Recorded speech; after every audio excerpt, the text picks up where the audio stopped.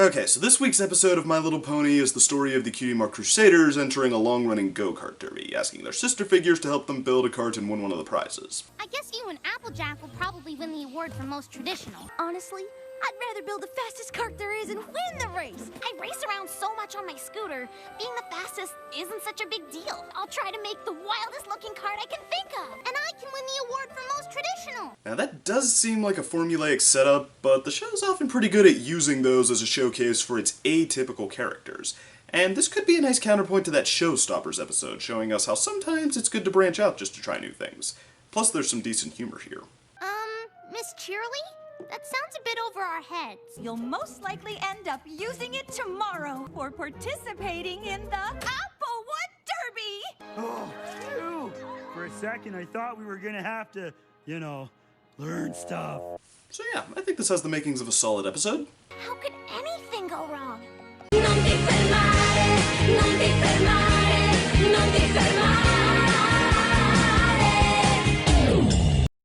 Now, the older sisters being less than receptive to the three wanting to mix it up is practically a requirement, as the starting point at least, and while Applejack seems to have reverted to her annoyingly flat, I'm not changing my traditions because mode, they do have some fun with Rarity actually wanting to avenge herself because she lost to Derpy screwing up her cart so bad that it became Picasso. Soon the prize for most creative will finally be in my hooves!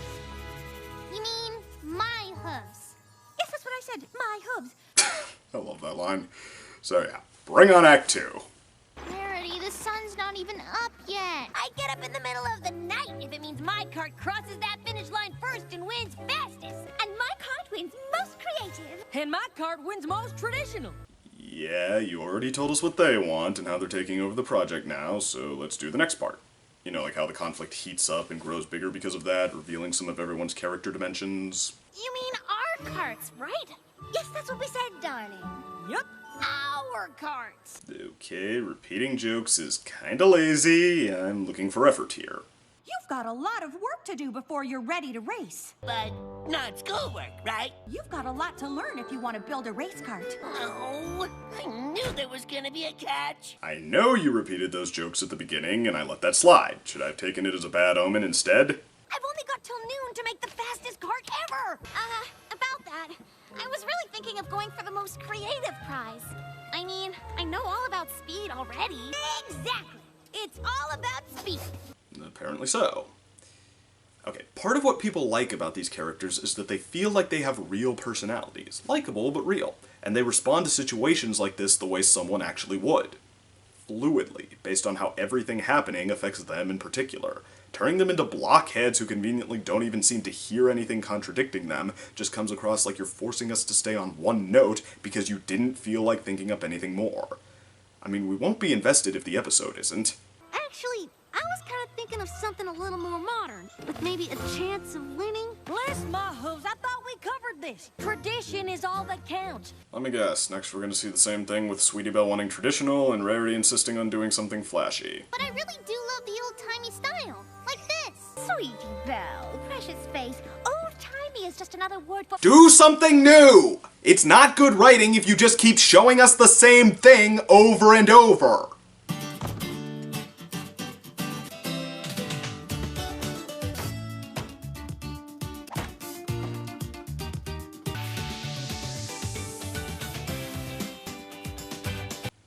A montage. You're resorting to a montage of them just doing the same thing over and over.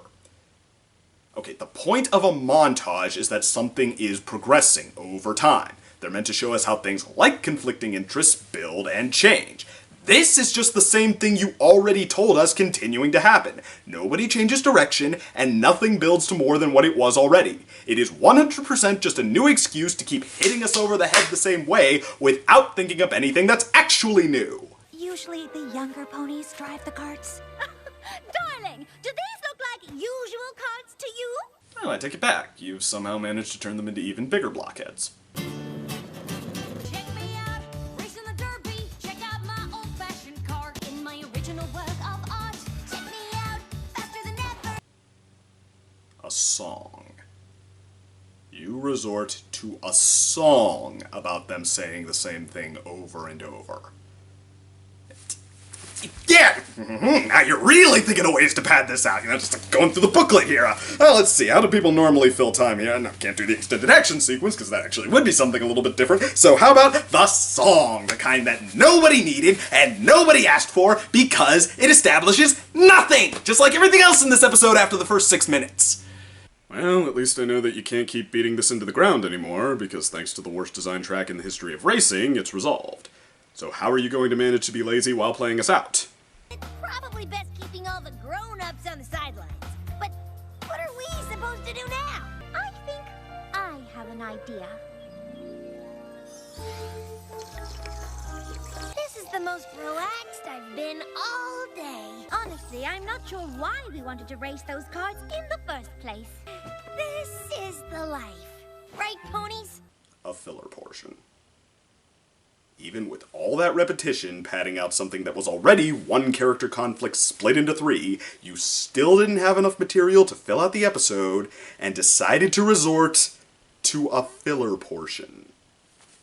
And oh so subtly too, like, hey guys, I have an idea and it's so good that we need to pause and fade into the big reveal of it. Let's get drinks and sit in chairs! Brilliant! Seriously, it's almost disheartening to think that in a show with so many fans looking to appreciate you as a writer and no shortage of creative possibilities on the table, someone on the team would phone it in this much. The moral they pull from it after the crash on how easy it is to be shy about contradicting adults when you're younger is a pretty good one, but that's really just a case of picking the right choice out of a bowl, with so many different morals they could have just as easily spun from this.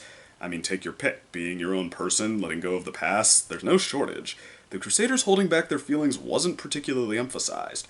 In fact, they did try to tell their sisters a few times and debated a little, suggesting that the episode wasn't really planned out to have this moral in particular. So deciding whether to give this one a full-blown negative vote was a little harder than usual. It's better than something like Applejack's Day Off, because even without the likable first act, it is paced a little quicker, and exotic go-kart racing is just a little more inherently interesting than scheduling time off at a spa. The most similar reaction I ever had to this one was my totally neutral vote to Castlemania, where I genuinely enjoyed the first act, but the rest didn't do much for me, despite some of the visuals. The thing is though, Castlemania may have been repetitive and flatlined, but it was not aggressively lazy like this. You could tell it was trying to bring stuff to the table, whereas this makes sure you know it's not. Offhand ideas for more interesting story routes are already popping up all over the fandom. The Crusaders trade sisters, the Crusaders quit and build their own carts to beat the sisters, only one sister doesn't actually listen, say Rarity, while Applejack goes the other way and tries to be supportive, but has her own conflict for feeling obsolete and unwanted, and Rainbow, trying to be a good mentor, says meet me halfway and make it a fast chicken, but still has trouble letting go of the reins too much. Take your pick. Plus, notice I said genuinely enjoyable first act for Castlemania, not decent enough, but with warning signs already starting to show. So this might be the first time where it's more on principle that my vote tips to a thumbs down, pretentious though that sounds. If you're discerning, yeah, you can skip this one. It's just a little bit of an insult, and I can't really say it's worth your time overall. It's kind of a shame too with Ed Valentine coming back to write it. I mean, I guess I wouldn't exactly call him one of my favorites from Season 4, but he was always a lot better than this.